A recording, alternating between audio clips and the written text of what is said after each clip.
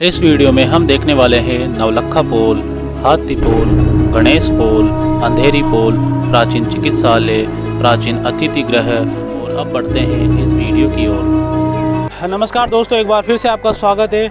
मैं आपको एक बार फिर से लेकर आ गया हूं राजस्थान के सवाई माधोपुर जिले के रणथंभौर नामक स्थान पर, और इस क्षेत्र को बाघों की नगरी के नाम से भी जाना जाता है।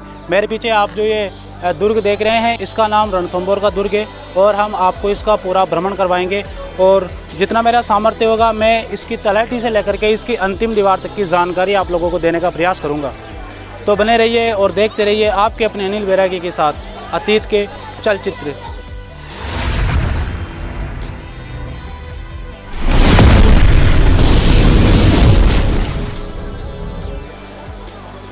हम इस किले की शुरुआत इस पानी के स्रोत से करते हैं। यहाँ पर ये 4 मीनारें हैं, और भूतकाल में ये जो शिलाएं आप देख रहे हैं, यहाँ पर एक बंगड़ी की जैसी लगाई जाती थी, फिर उसके ऊपर से रस्सी डाल करके इसके अंदर से पानी को बाहर निकाला जाता था।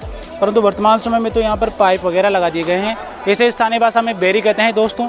ये बिल्कुल आप कह सकते हैं कि बड़े कुएं का एक छोटा सा रूप होता था, और जो सैनिक वगैरह होते थे राजा महाराजाओं के, वो इस क्षेत्र से जल ग्रहण किया करते थे। तो आइए हम आपको भ्रमण करवाते हैं इस रणथंभौर दुर्ग का।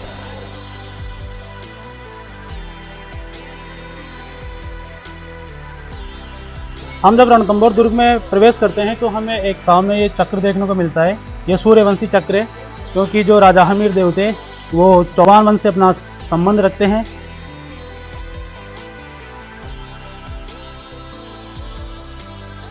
तो हम लोग जब रणथंभौर दुर्ग में प्रवेश करते हैं तो ये पहला दरवाज़ा में देखने को मिलता है, और ये नवलखा पोल है दोस्तों। जैसा कि आप लोग देख रहे हैं, हम आपको इस गलियारे से संबंधित जानकारी देने का प्रयास करेंगे।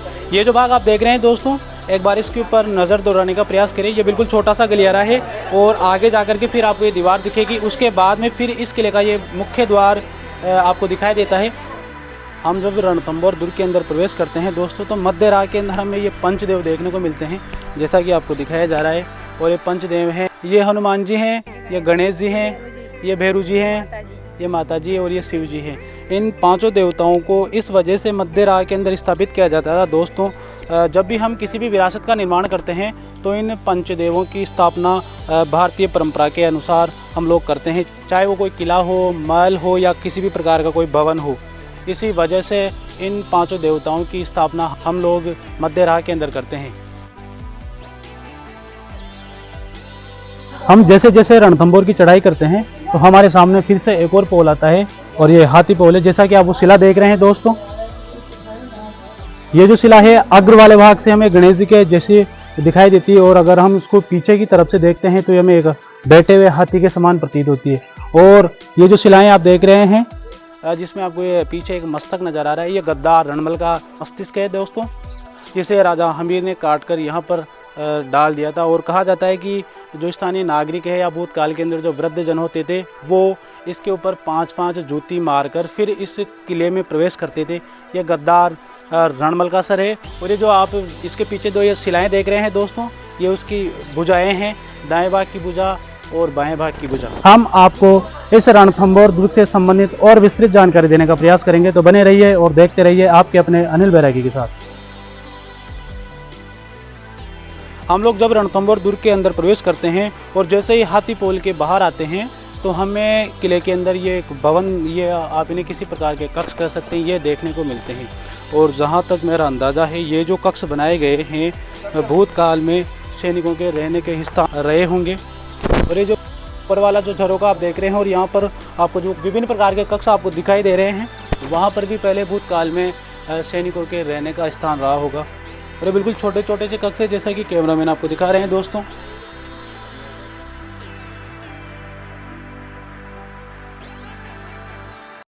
हम जब रणथंभौर किले के अंदर प्रवेश करते हैं, ये गणेश पोल हमारे को देखने को मिलता है। हम इस दरवाजे के बारे में आपको बताने का प्रयास करेंगे दोस्तों। जैसा कि आप लोग देख रहे हैं, पहले तो ये दरवाज़ा बहुत भारी है, और इसके ऊपर जो ये किले देख रहे हैं, इस किले को सुरक्षा प्रदान करने के लिए या इस दरवाजे को सुरक्षा प्रदान करने के लिए ये मोटे मोटे से जो लोहे के स्तंभ आप देख रहे हैं, इनको लगाया गया है। और ये जो घुमाव आप लोग देख रहे हैं, इसको बनाने का एकमात्र कारण था कि इस दरवाजे को किसी भी तरह से तोड़ा नहीं जा सके। अगर हम बात करें तो प्राचीन काल में इन दरवाज़ों को हाथियों के द्वारा या किन्हीं बहुत भारी लठ के द्वारा तोड़ा जाता था। अब आप एक बार अंदाज़ा लगाने की कोशिश कीजिए, अगर वहाँ से कोई हाथी आ रहा है तो उसका पूरा बल तो यहाँ पर ही आकर ख़त्म हो गया। फिर वो इधर यहाँ पर इतनी जगह नहीं है कि वो घूम करके फिर इस दरवाजे के ऊपर अपना मस्तक मार पाए। और उसी प्रकार जैसा कि आप लोग जानते हैं, अगर किसी बड़े भारी लठ को 10-12 आदमियों के द्वारा लाकर इसके ऊपर फिर से प्रहार किया जाए तो फिर से वो प्रहार करना विफल रहेगा दोस्तों, क्योंकि यहाँ पर फिर से घुमाव है और इतना स्पेस नहीं है कि 10-12 लोग उस लठ को पकड़ करके फिर बिल्कुल बहुत वजनदार तरीके से इसके ऊपर प्रहार किया जा सके और इस दरवाजे को तोड़ा जा सके। इस वजह से इसमें इस प्रकार का घुमाव दिया गया है दोस्तों। अभी मैं रणथंभौर दुर्ग के गणेश पोल के बाहर बैठा हुआ हूँ और यहाँ पर एक शिला के ऊपर घोड़े के पैरों के निशान आपको दिखाई दे रहे होंगे दोस्तों। ये इन निशानों को लेकर के मान्यता है कि यहाँ से हमीर देव का जो घोड़ा था वो सीधा किले के ऊपर चढ़ गया था। आप लोग एक बार फिर से इस चट्टान को देखने का प्रयास करें। क्या आपको लगता है दोस्तों कि राजा हमीर का घोड़ा इस चट्टान के ऊपर से सीधा किले में प्रवेश कर गया था? तो जी हाँ, आप लोग सही सुन रहे हैं दोस्तों। राजा हमीर के बारे में कहा जाता है कि वो शिव के अनन्य भक्त थे और जब गद्दार रणमल के द्वारा इस गणेश पोल को बंद कर दिया गया था तब उन्होंने भगवान शिव से प्रार्थना की थी कि हे भोलेनाथ, आप मेरे लिए ऐसा कुछ कीजिए कि मैं सीधा किले के अंदर पहुंच जाऊं। तो कहा जाता है कि भगवान शंकर ने उनके घोड़ों को वो शक्ति दे दी थी जिसकी वजह से वो घोड़ा सीधा इस चट्टान से उस किले में प्रवेश कर गया था। एक बार आप फिर से उन पद चिन्हों को देखने का प्रयास करें। और ये तो अभी स्मरण के लिए बनाए गए चिन्ह हैं दोस्तों, इनको खोद कर बनाया गया है ताकि जो स्थानीय नागरिक हैं या जो पर्यटक है इस किले का भ्रमण करने आए वो इनको देखकर अंदाज़ा लगा पाए कि राजा हमीर का घोड़ा इस चट्टान से सीधा किले में पहुंच गया था भूतकाल में। हम और आपको विस्तृत जानकारी देने का प्रयास करेंगे।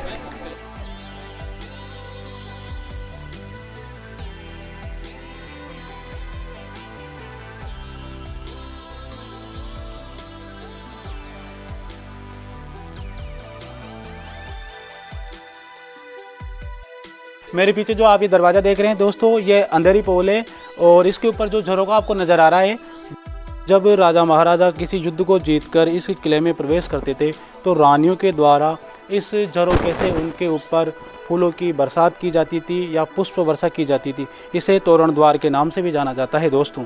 और इसे अंधेरी दरवाजे इस वजह से कहा जाता है क्योंकि अगर हम इस क्षेत्र से इसमें प्रवेश करेंगे, दरवाजे से हम जैसे प्रवेश करते हैं तो हमारे सामने 3 दरवाजे देखने को मिलते हैं। एक गलियारा ये है जो सीधा जा रहा है, फिर से एक दाएँ वाले भाग में देखने को मिलता है और फिर से एक बार इस और नज़र दौड़ाने का प्रयास करें। यहाँ पर भी पहले भूतकाल में एक दरवाज़ा था परंतु वर्तमान समय में इसे बंद कर दिया गया है और ये इस वजह से यहाँ पर बनाया गया है ताकि अगर कोई दुश्मन हो अनजान और इस किले में प्रवेश करे तो वो सीधा इस ओर जाए। और जो स्थानीय नागरिक थे किले के, वो जानकार होते थे इन किलों के रास्तों को, तो वो तो इस रास्ते से अंदर चले जाते थे, परंतु जो दुश्मन होता था वो इस रास्ते से सीधा जाता था और उसे फिर मार दिया जाता था। इस वजह से यहाँ पर ये 3 दरवाजे बनाए गए हैं। हम और आपको बताने का प्रयास करेंगे।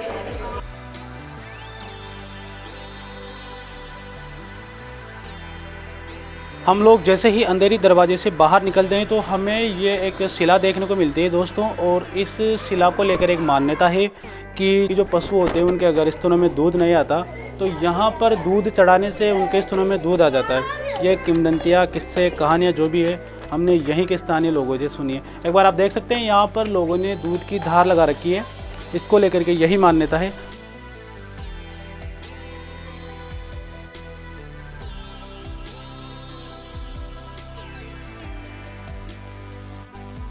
यहाँ पर ये रणथंभौर दुर्ग का नक्शा बनाया गया है दोस्तों। एक बार आप कैमरामैन आपको दिखाएंगे।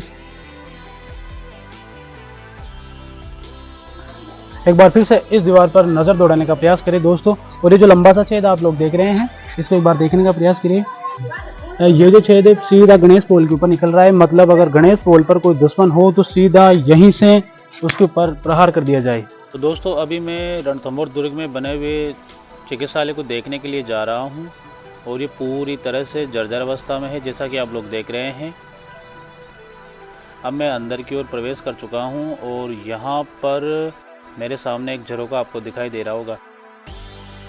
और ये जो लकड़ी के पार्ट आप देख रहे हैं, भूतकाल में इसी प्रकार से छतों का निर्माण किया जाता था। मेरे सामने ये जो कक्ष आप लोग देख रहे हैं दोस्तों, ये लगभग 5 फीट के आसपास है और इसको बनाने की एकमात्र वजह यह थी कि अगर कोई दुश्मन इसके अंदर प्रवेश करे तो जो अंदर बैठे हुए सिपाही होते थे वो उनकी गर्दन को आसानी से काट सकते थे, क्योंकि उनको अंदर प्रवेश करने के लिए झुककर जाना पड़ता था और जैसे ही वे अंदर झुकेंगे तो उनकी गर्दन को सिपाहियों द्वारा काट दिया जाता था। एक बार फिर से मेरे बाएं भाग की ओर नज़र दौड़ाने का प्रयास करें दोस्तों। यहाँ पर भी एक कक्ष बनाया गया है। अब आप लोग सोच रहे होंगे कि जब भूतकाल के लोग 7-8 फीट के हुआ करते थे तो इन दरवाज़ों को 5 फीट का क्यों बनाया जाता था। इसका एकमात्र कारण यही था दोस्तों कि अगर कोई भी दुश्मन इसमें से झुककर अंदर जाएगा तो सिपाहियों द्वारा उनकी गर्दन को अंदर बैठे हुए सिपाही आसानी से काट देते थे। अभी जो वर्तमान समय में दरवाजे बनाए जाते हैं वो 7 फीट के बनाए जाते हैं और आदमी होते हैं 5 फीट के, परंतु भूतकाल में ऐसा नहीं था दोस्तों। ये जो अस्पताल आपने भी देखा दोस्तों, यहाँ पर जो सैनिक घायल हो जाते थे उनका उपचार इस चिकित्सालय में किया जाता था भूतकाल में। अब मैं आपको दिखाने वाला हूँ दोस्तों दूल्हा महल, और ये जो दूल्हा महल बना हुआ है बिल्कुल चिकित्सालय के नज़दीक बना हुआ है। हम वहाँ पर जाकर आपको दिखाएंगे उस महल का भव्य नज़ारा।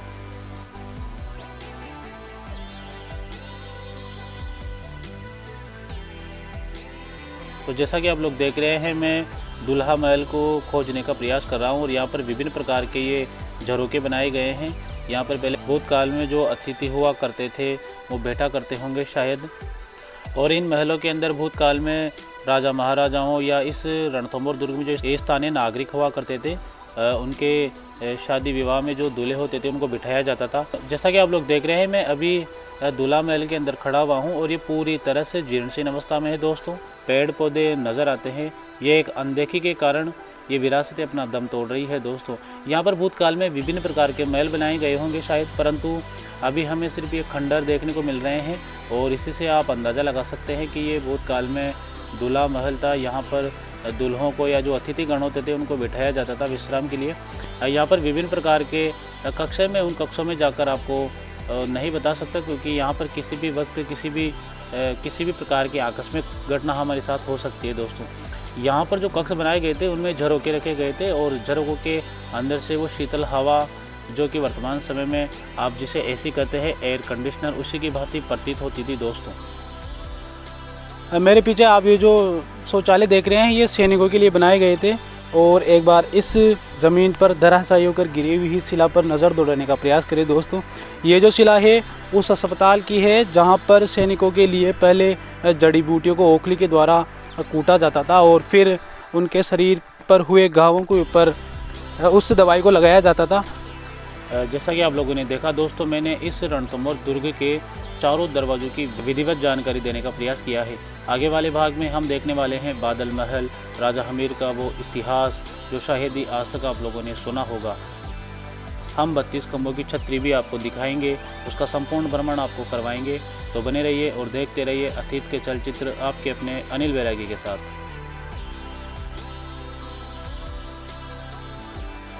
अगर आपको हमारा ये चलचित्र अच्छा लग रहा है दोस्तों तो आप इसे अपने मित्रगणों के साथ साझा कर सकते हैं, और भाग 2 देखने के लिए आप हमारे चैनल को सब्सक्राइब कर सकते हैं। धन्यवाद।